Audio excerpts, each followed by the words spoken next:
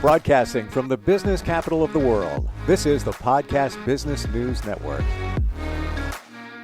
And welcome back, everybody. So much to talk about today. Lots of things trending, and this is a focus on the housing industry, one of the hottest topics in the country right now as we head into 2026.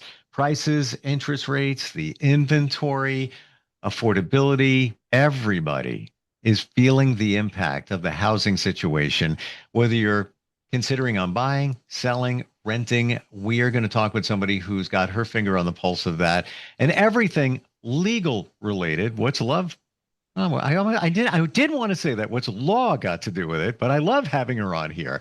She is fantastic. She's a partner at Greenspoon, Marder, LLP, and she is our professional of the year. Carol Sigmond is back. How are you doing today? I'm doing very well, Steve. How are you? Real good. A little concerned about what may be coming our way in terms of the housing market. There's so much to talk about here. Where should we begin? What are you feeling?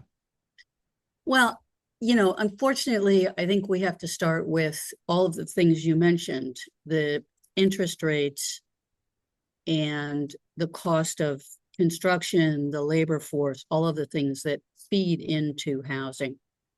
But let's start by, sort of stepping back a little bit and understanding a bit of what's going on sort of at a macro level before we dive in a little bit more micro. So macro, we've been in a period of rising prices, primarily due to the tariffs. They have hit construction materials particularly hard because we import plywood, cement, steel, things like that, all of which are important in construction and including in housing construction. We've been through the sort of DOGE process where a number of housing grant programs have been canceled. The projections from the National Coalition of Homelessness is that another 168,000 families will be made homeless this year because of loss of funding for their rent support. And at this point, I'd say maybe 1 in 4, 1 in 3 people who's actually eligible for this type of support is getting it. So we've already got a bit of a crisis, which could get worse in the coming year. We have had higher interest rates. I think we're all expecting a cut sometime, maybe while we're talking. But I think it's probably 1/4 point. It'll help a bit. This just in, the rates are still high. Please continue. So we have all of that sort of out there. That being said, there is a little bit of good news on the rental side. I think the efforts that initially started under the Biden administration to break up some of the price fixing in rentals may be having a little bit of a salutary effect. They're at least fairly stable. They're not going up. You've got some decrease in the rate of increase in the value of existing homes. So sale prices won't be rising quite as fast, at least on existing homes. There may be more homes for sale. At some point or another, the baby boomers are going to have to give up the big houses. They haven't yet. Some of us gave them up a long time ago and moved into apartments, but some people, some baby boomers are still holding on to their houses. Gradually, that housing stock has to come into the market, but those folks need a place to go, and that generally means apartments and affordable housing. So there's a bit of a tie up there. And there is a general expectation that construction spending will be decreasing both commercially and residential because of the cuts in the support programs from the federal government. HUD is not supporting nearly as much housing construction as they were. That said, cities and states like New York, California, Illinois are continuing to put money into housing and continuing to push for better housing programs. My own, and my personal opinion is that we need a redo of the post-World War II housing construction program. We need major federal intervention into those markets in the forms of lower interest rates and incentives to get more housing built where it's needed. But that's a national sort of political issue. And as you point out all the time, we don't do politics. Yes. So So we'll put that that's where we aside. sit. Um, let's talk about housing prices. What are you seeing right now? Do you see continued growth, stabilization, price I would corrections? call it stable to maybe slightly higher. Hmm. But I'm talking like 1%. I'm not talking big numbers. And I think the falling interest rates, because there is a projection for about another half to 3/4 of a point over the next 12 months. Exactly when it happens, I mean, you know, broadly, I see 1.7% prices higher year to year in the last few years, but it depends on where you live, but that's broadly on an average with the, in the country. I think it's going to be a little lower on the average in the country. Some of the high market areas like San Francisco or Honolulu may stay up. New York has its ongoing problems, although New York has been, pretty intensively working on housing by attacking some of the zoning issues, trying to increase density around transit hubs, trying to reduce the ability of neighborhoods to kind of NIMBY on housing, Hmm. and also, and I think very intelligently dispersing different types of housing in mixed neighborhoods so that we no longer have this, we try to put all of the affordable housing one place and all of the low income housing, and we found that failed. So we now have more mixed neighborhoods, which are more successful. And I see that in my area where they where some families are subsidized by the government, they're next to people that are paying full freight rent. They're all Correct. integrated in together. Uh, And that makes for a better, healthier community. It makes for a healthier school system. It makes for better community services. That's a better way to do it than kind of trying to isolate people and create sort of economic sleeves. what do you think about for the buyer or even the seller? What kind of economic indicators should they be watching most closely now? Well, interest rates, number one. Sure. That's absolutely number one. Number two, what's going to happen with pricing if the Supreme Court does, as many observers expect, including, of course, me, that the IEEP tariffs will not survive. But I think the price increases generally will, unfortunately.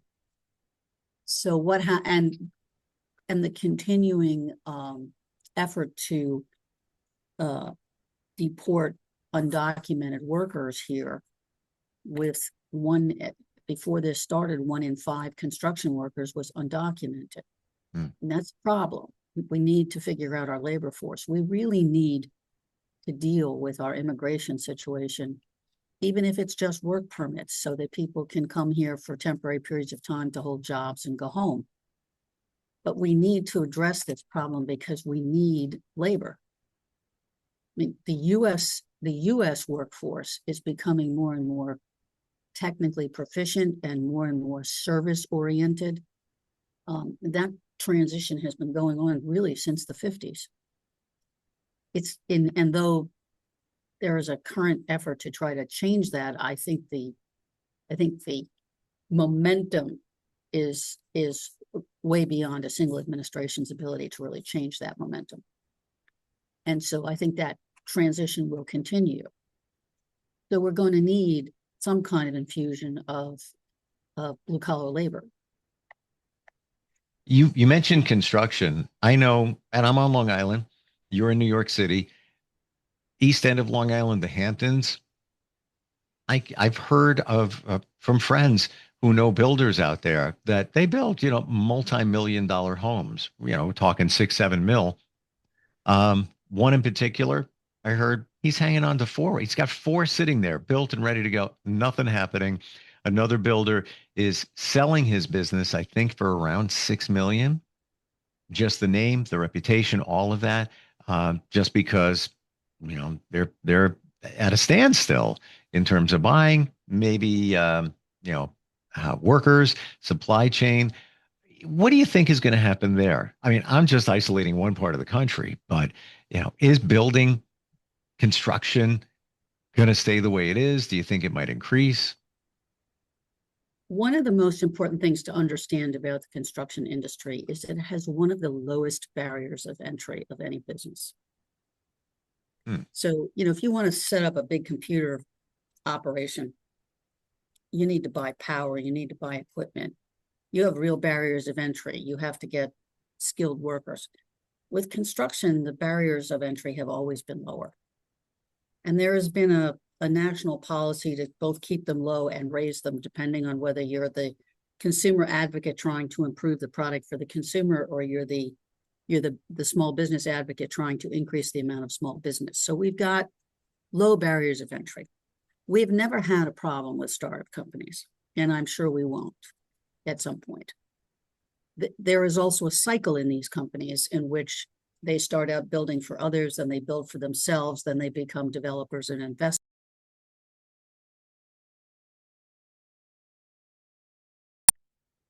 Right now, the high interest rate environment and the labor issues and the pricing issues have made this business more difficult. And it looks like it will continue to be difficult in 26, suggesting that there's going to be some consolidation. But the construction industry will come back, and there will be new businesses, young people trying again, simply because of the low barriers of entry. Well, that being said, it's about demand.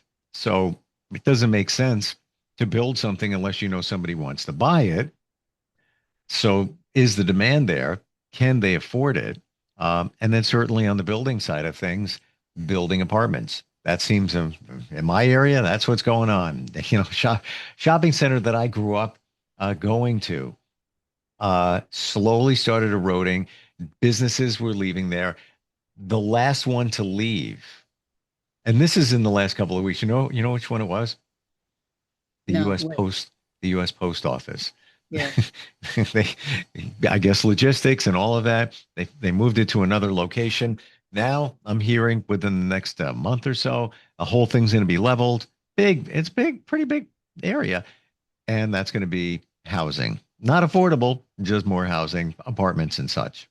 Well, we have to look, there is a demand for affordable housing, and you can sort of range affordable housing. It doesn't have to just be people who need support or are Government assistance. Government assistance or starter homes. Sure. You have young lawyers who have, good six-figure salaries that will be going into these kinds of affordable units for as a first buy. It might not be their last buy. Mm-hmm. I don't know what the market for these very high-end large homes is right now because of the interest rate situation and the cost. And it may be that people are just sitting on their money and they don't want a second or third home. And that could be part of the problem. And it may loosen up if the interest rates drop a little bit.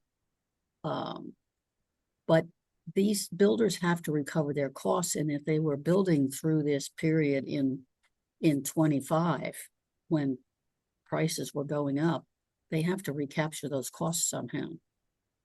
And if their labor force if they're having problems with their labor force and having to spend more on labor, they're going to have to recapture those costs as well. So we have some interesting issues here with the high-end homes as well. Hey, now we mentioned government. Let's go to government policies. Which policies, potential regulations could have the biggest impact in the housing market, buyers, sellers in 2026? From a national perspective, the Trump administration's basic policy of reducing government spending in the housing area for supportive grants and supportive housing is going to have a negative impact. Also, the less money available from government subsidized loans will also act as for downward pressure. In some areas, as I noted at the beginning, like New York, where there's a lot of government state money and local money coming in, and and state and local incentives coming in to try to stimulate housing, it may counteract, and the lower interest rates may help a bit. And if the tariffs are wiped out and the price pressure is at least relieved to a degree, then they only have to contend with the labor force issue. And contractors have always been pretty clever at dealing with labor force issues. And, over time, we're going to get more, the labor is going to get more productive because we're going to help them with more robotic type tools. That hasn't come online as fast, but it's coming too. Interesting. Never thought of it looking that way in terms of, AI is everywhere. Mine is everywhere. Robotic building a house using robots. Whoa. Well, partly, Yeah. doing certain kinds of repetitive tasks in which, a skilled person with a computer or on site is, managing the robot. But there have been some projects already with some robotic elements. And, there's more and more experimentation, both in the United States as well as Europe and China. And there's also new improved technology for managing projects. One in particular, where that's coming out of Europe, which is a fascinating concept in which daily it sweeps all the information on these projects and allows the managers to see where things are going off track immediately. If anyone wants any more details on this, email me and I'll give you more details. But it's fascinating. It's intriguing. Look at cars. They're all built by robots. Cars are easier to do by robots. Sure. On a production line, and it's a more contained area that can be more easily observed and managed. But there are certain kinds of tasks, such as installing certain kinds of glass panels. If the setup is correct and the measurements are good, the robots can just do it. Difficulty we've had has always been the complete lack of precision. But with the BIM, the three-dimensional modeling programs, and these improved measurement techniques and improved ways to manage these projects to get more precision, it becomes easier and easier to automate aspects of the work. Let's look at state situations. We focused on New York for a little bit.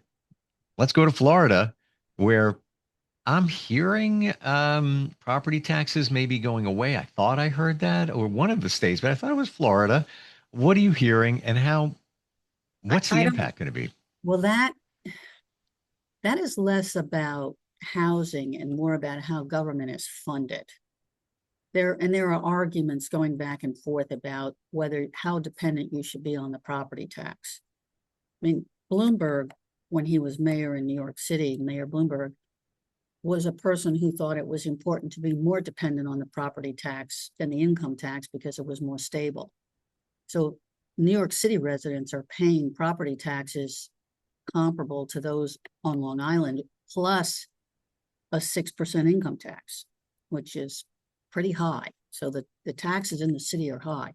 Mm-hmm. And there's a sense that, and there's litigation actually about the whole property tax scheme in New York City. We won't go into that. That's a show that would take us 3 hours. And no one would want to hear. Yeah, well, way out of my wheelhouse. Yeah. I could talk about it a little bit, but I don't want to. But that's a whole other set of issues. So that's really how does the state want to fund itself? And some states are trying to reduce dependence on the property tax. Some are looking to increase dependence on the property tax, depending on what their particular situations are and their politics. I mean, look at California.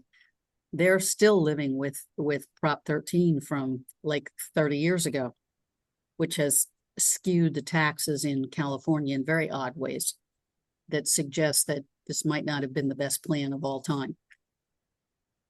Well, looking at Florida and some potential changes down there, yeah, we are talking about housing 2026 right now, but you look at no state tax, now no property tax. Where do you want to buy a house? Well, the question is the fees. I mean, that's part of the problem in California. It's because they can't do much with the property tax because of the Prop 13. They have all of these fees. And that gets to be problematic too.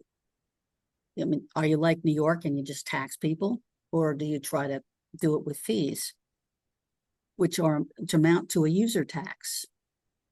Mm. These are It gets policies. mucky. I mean, and then of course in Florida, look at the if you're in a condo complex, the homeowners association fees, insane. Just, just for fun.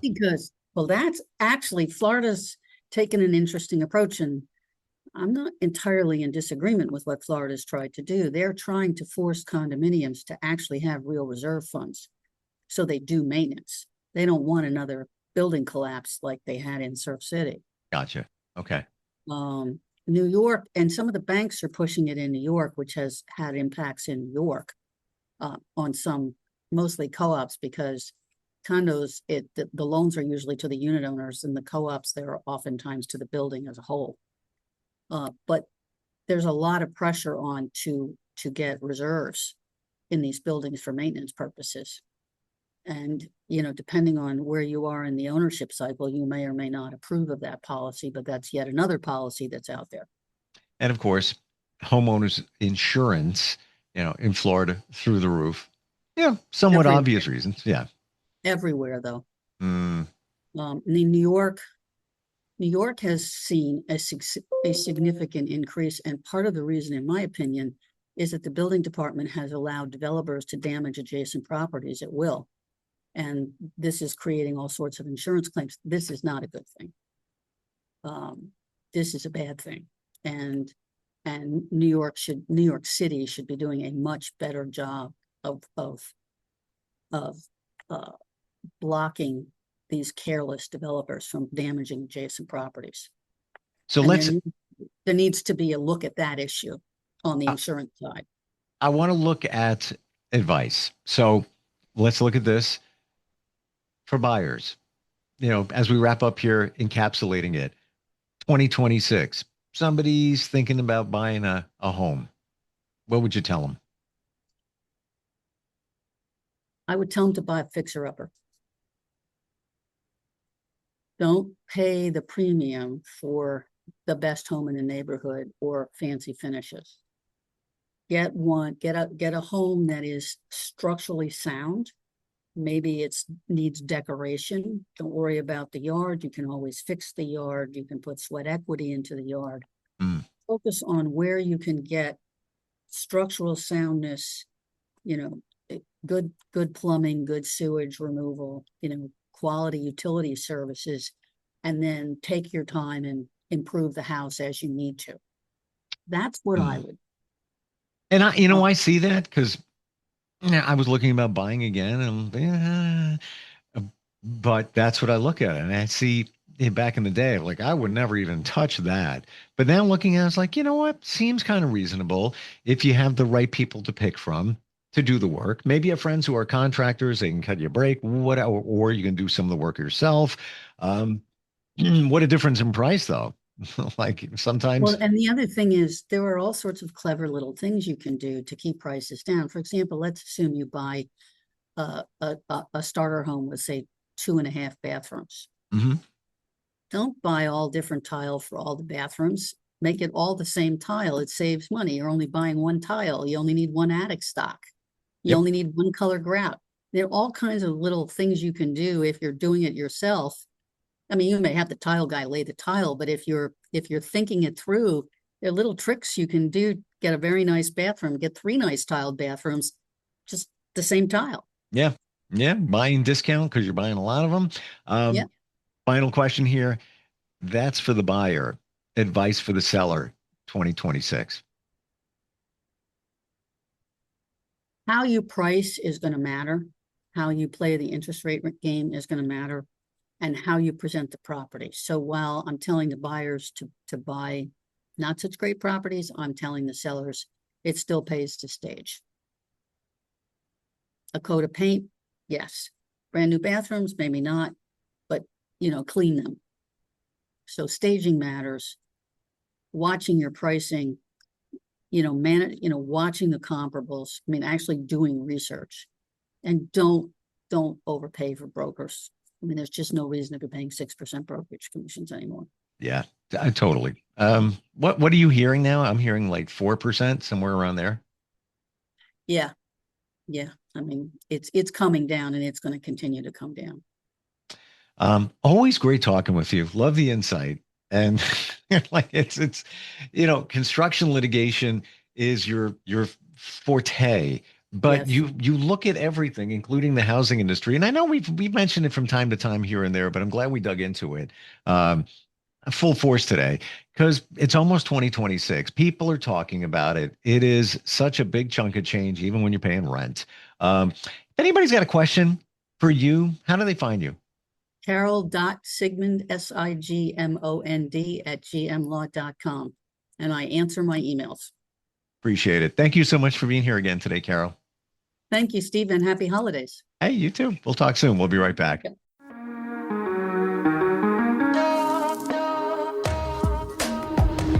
Broadcasting from the business capital of the world, this is the Podcast Business News Network.